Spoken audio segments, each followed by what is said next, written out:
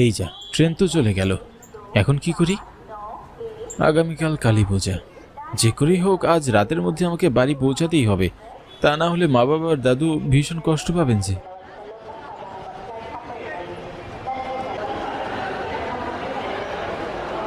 দাদা, পরের ট্রেন কটায় আসবে বলুন তো? আপনি যাবেন কোথায়? কৃষ্ণনগর যাব দাদা। রাত 8টায় কৃষ্ণনগর যাওয়ার একটা ট্রেন আছে। 8টায়? এখন তো মাত্র 7টা বাজে, আরও 1 ঘন্টা অপেক্ষা করতে হবে। আমি অখিল, কলকাতায় সরকারি চাকরি করি। কাজের চাপে আজ 2 মাস হলো গ্রামের বাড়ি যাওয়া হয় না। নতুন চাকরি, তাই ছুটিও নিতে পারছিলাম না। কিন্তু কালী পূজাতে বাড়ি না গেলেই যে নয়। আমি না গেলে দাদু বাড়িতে কুরুক্ষেত্র বাঁধিয়ে ছাড়বেন, তাই তো অফিসের কাজ শেষ করে রওনা দিয়েছি। কিন্তু স্টেশনে পৌঁছাতে একটু দেরি হয়ে গিয়েছে। জানি না বাড়িতে ঠিক কটায় গিয়ে পৌঁছাবো। স্টেশন এক প্রকার ফাঁকা বলা যায়। আমি ছাড়া স্টেশনে আর কোনো যাত্রী ছিল না। হঠাৎ ট্রেনের পোপো শব্দে আমি উঠে দাঁড়ালাম।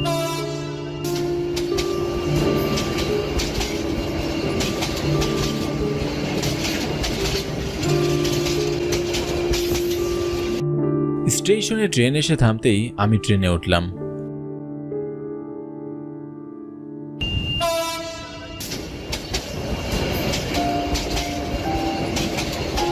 জানালার পাশে একটা সিটে হেলান দিয়ে বসলাম। সারাদিন শরীরের উপর দিয়ে অনেক ধকল গিয়েছে, তাই ক্লান্ত শরীরে আমি কখন যে ঘুমিয়ে পড়েছি বুঝতেই পারলাম না। খুব ভয়ঙ্কর একটা স্বপ্ন দেখে ভয়ে আমি চমকে উঠলাম।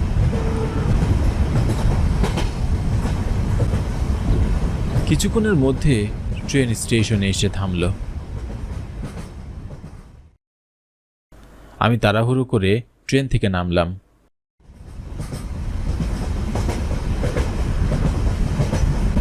আমি ছাড়া স্টেশনে আর কেউ নামল না। পুরো স্টেশন একেবারে ফাঁকা ছিল। আমি আশেপাশে তাকিয়ে কাউকেই দেখতে পেলাম না, এমনকি রেলওয়েতে কর্মরত কেউ ছিল না। ঘড়ির দিকে তাকিয়ে দেখলাম রাত 10টা বাজে।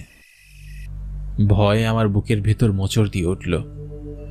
আশেপাশে কোনো রিক্সাও ছিল না, তাই পায়ে হেঁটে বাড়ি যাওয়া ছাড়া আর কোনো উপায়ও আমি দেখছি না। স্টেশন থেকে আমাদের বাড়ি যেতে হলে খেজুরকাঠির শ্মশান পার হয়ে যেতে হয়। সাধারণত রাতের বেলা গ্রামের মানুষজন এই পথ দিয়ে খুব একটা আসা যাওয়া করে না, তাই এই নির্জন রাস্তা দিয়ে যাওয়ার কথা ভেবে আমার খুব ভয় করছিল। আবার এই অন্ধকার রাতে স্টেশনে একা থাকারও আমার সাহস ছিল না। কি করব কিছুই বুঝে উঠতে পারছি না। হঠাৎ কারো গরম নিঃশ্বাস আমার পিঠে পড়তেই আমি চমকে উঠলাম। পিছনে ঘুরে তাকিয়ে কাউকেই দেখতে পেলাম না। আমি ভীষণ অবাক হলাম। স্পষ্ট অনুভব করেছিলাম কারো নিঃশ্বাস আমার পিঠে পড়েছে। ভয়ে ভয়ে সামনের দিকে তাকিয়ে দেখলাম কালো চাদরে মুড়ি দেওয়া একটা লোক আমাদের বাড়ি যাওয়ার রাস্তায় হেঁটে যাচ্ছেন। আমার মনটা খুশিতে ভরে উঠল। আমার মনে থাকা সমস্ত ভয় সংকোচ মুহূর্তের মধ্যে কেটে যায়। শুনছেন? আরে মশাই, আপনাকেই বলছি, একটু দাঁড়ান, আমিও আপনার সাথে যাব। লোকটা আমার চিৎকার শুনেও দাঁড়ালেন না, এমনকি পিছনে একবার ঘুরেও তাকালেন না। আমি লোকটার এমন আচরণে খুব অবাক হলাম। তারপর আমিও লোকটার পিছনে পিছনে হাঁটতে লাগলাম।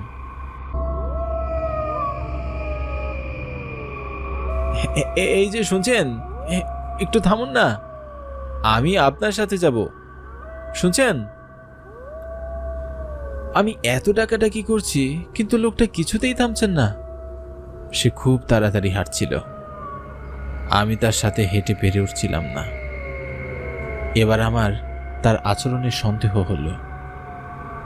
আমাদের গ্রামের কেউ এমন আচরণ করবার কথা নয়। লোকটা আবার চোর নয় তো?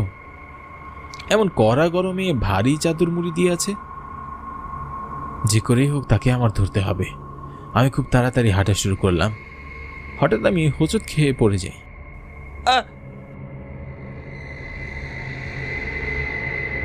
সামনে তাকিয়ে আমি ভীষণ অবাক হই। লোকটাকে আমি আর দেখতে পেলাম না। মুহূর্তের মধ্যে লোকটা কোথায় যেন হারিয়ে গেল। আমি আশেপাশে ভালো করে তাকাতে লাগলাম, আর তখনই একটা খেজুর গাছ থেকে ভয় আমার বুকটা কেঁপে উঠল। এখান থেকে শ্মশানের সীমানা শুরু হয়েছে। শ্মশানের আশেপাশে কিছু একটা জঙ্গল হয়ে আছে। আমাবস্যার ঘুটঘুটে অন্ধকার রাতে সেই জঙ্গলকে আরও ভয়ঙ্কর মনে হচ্ছে। সাধারণত আমাদের গ্রামের লোকজন এই পথ দিয়ে দিনের বেলায়ও খুব একটা যাওয়া আসা করে না, আর রাতের বেলা তো যাওয়া আসা করার প্রশ্নই আসে না। কিন্তু এই পথ ছাড়া আমাদের বাড়ি যাওয়ার আর কোনো পথ নেই। ঘুটঘুটে অন্ধকারে ঠিকমতো রাস্তা দেখা যাচ্ছে না। আমি সামনে আগানোর সাহস পাচ্ছি না। আবার স্টেশনে ফিরে যাওয়ার মতো আমার সাহস নেই। কি করব কিছুই বুঝে উঠতে না পেরে, কোনো উপায় না পেয়ে আমি বাড়ির পথে হাঁটতে শুরু করলাম। আমি খুব তাড়াতাড়ি হাঁটছি। কেন যেন মনে হচ্ছে আমার পিছনে পিছনেও কেউ হাঁটছে, কিন্তু পিছনে করে তাকানোর সাহস আমার নেই। ভয়ে আমার গায়ের পশমগুলো কাঁটা দিয়ে উঠল। আমি আরও দ্রুত হাঁটা শুরু করলাম।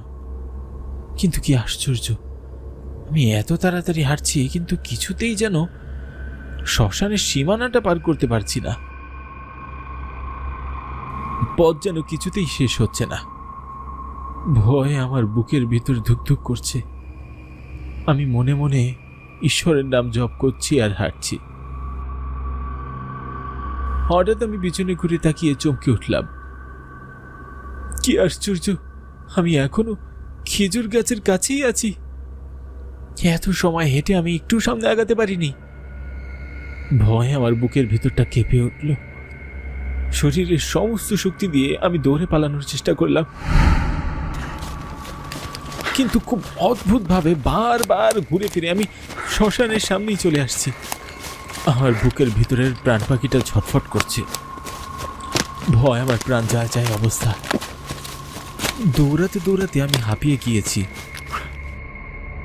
পানির তৃষ্ণায় গলা শুকিয়ে কাঠ হয়ে গেছে। আখিল, বাবা আখিল।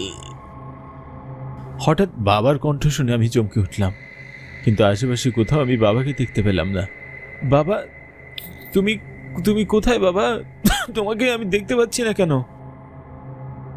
এই তো আমি এখানে, তোমার কাছেই। আমার মনে হলো বাবা শ্মশানের ভেতর থেকে আমায় ডাকছেন, কিন্তু এত রাতে বাবা শ্মশানে কি করছেন? বাবার আবার কোনো বিপদ হলো না তো? আমার মন খুব অস্থির হয়ে আছে। আমি বেশি কিছু ভাবতে পারছি না। তাড়াহুড়ো করে আমি শ্মশানের ভিতরে এগিয়ে যাই।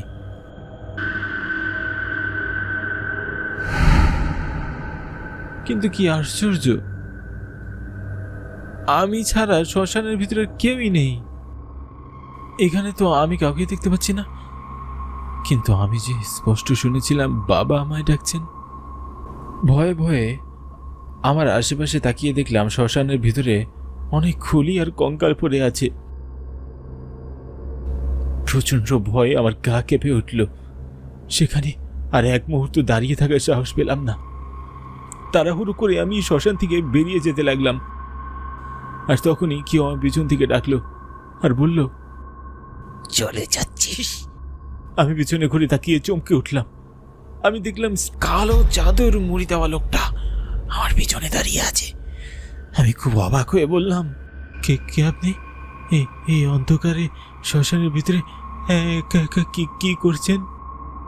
তোর জন্য অপেক্ষা করছি। আগামীকাল কালী পূজা, আর তুই আজ বাড়ি আসবি তা আমি আগে থেকেই জানি। তাই বলে আমার জন্য শ্মশানে অপেক্ষা করতে হবে কেন? বাড়িতে অপেক্ষা করলেই পারতেন। বাড়ি গেলে কি আর আমি তোকে ধরতে পারতাম?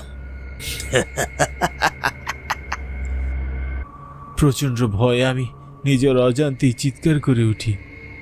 আমি দেখলাম লোকটার পরনে ধবধবে সাদা পোশাক, মুখের অর্ধেক অংশ পোড়া, এক চোখ দিয়ে গড়িয়ে রক্ত পড়ছে, মুখ দিয়ে লালা ঝরছে, হাতের নখগুলো খুব হিংস্র দেখাচ্ছে। ইনি যে কোনো মানুষ নন, ভয়ঙ্কর একটা প্রেতাত্মা, তা বেশ বুঝতে পারছি। ভয়ে আমার চোখ কপালে উঠে যায়, বুকের ভেতরটা পানি শূন্য হয়ে যায়, হাত পা থরথর করে কাঁপতে থাকে। প্রেতাত্মাটা খুব কর্কশভাবে বলে, তোর বাবাকে মেরেছি, এখন তোকে মারবো, তোর পরিবারকে নির্বংশ করে ছাড়বো। প্রেতাত্মাটার হুঙ্কার শুনে আমি আর সেখানে দাঁড়িয়ে থাকার সাহস পেলাম না। প্রচণ্ড ভয়, আমি দৌড়ে পালানোর চেষ্টা করলাম। আমি আমার শরীরের সমস্ত শক্তি দিয়ে দৌড়াচ্ছি, কিন্তু খুব আশ্চর্যজনকভাবে বারবার ঘুরে ফিরে আমি প্রেতাত্মাটার সামনেই চলে আসছি, আর প্রেতাত্মাটা খুব ভয়ঙ্করভাবে হাসছে।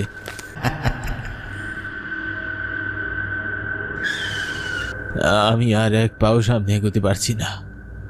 প্রেতাত্মাটা বিশ্রীভাবে হেসে বলল, কোথায় পালাবি? তোর পালানোর কোনো পথ নেই। আজ এই শ্মশানে আমি তোর প্রাণ নেব। কেন এমন করছো? কেন তুমি আমার প্রাণ কেড়ে নিতে চাইছো? গ্রামের সবাইকে তুমি অতিষ্ঠ করে তুলেছ। তোমার যন্ত্রণায় রাতের বেলা কেউ ঘরের বাইরে বের হওয়ার সাহস পায় না। কেন আমাদের উপর তুমি এমন অত্যাচার করছো? আমরা তোমার কি ক্ষতি করেছি? তুই আমার কোনো ক্ষতি করিসনি, কিন্তু তোর বাবা আমার অনেক ক্ষতি করেছে।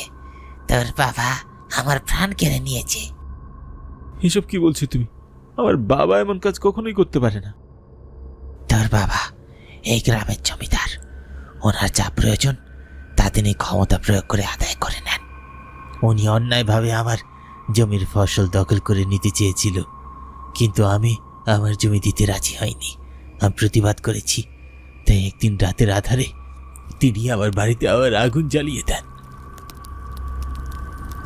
সেই আগুনে আমি জ্বলে পড়ে ছাই হয়ে যাই। আজ আমি তোর বাবাকে হত্যা করেছি, এখন তোকে হত্যা করে তোর বংশ নির্বংশ করব। প্রেতাত্মাটা তার হাত দুটো লম্বা করে আমার দিকে বাড়িয়ে দিল, খুব শক্ত করে আমার গলা চেপে ধরল। বাঁচার জন্য আমি আকুতি মিনতি করছিলাম, কিন্তু কিছুতেই প্রেতাত্মাটার হাত থেকে ছুটতে পারছি না। আমার দম বন্ধ হয়ে আসছে। তারপর আমার আর কিছুই মনে নেই। সূর্যের কড়া আলো আমার চোখে পড়তেই আমি জ্ঞান ফিরে পাই।